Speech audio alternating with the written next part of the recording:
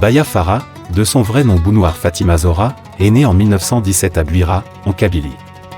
Très jeune orpheline, elle est recueillie par son oncle qui l'emmène en Tunisie, où elle découvre la danse et la musique. À seulement 14 ans, elle part à Paris pour parfaire sa formation artistique. C'est là que commence une carrière exceptionnelle. Dans la capitale française, Baya Farah fréquente les grands artistes maghrébins de l'époque. En 1949, elle enregistre plusieurs disques chez Pathé Marconi, avec des titres qui rencontrent un grand succès. Mais Baya Farah n'était pas seulement une chanteuse de talent. Pendant la guerre de libération, elle met sa voix au service de l'Algérie, sensibilisant la diaspora à la cause nationale. Après l'indépendance, elle rentre définitivement en Algérie en 1965.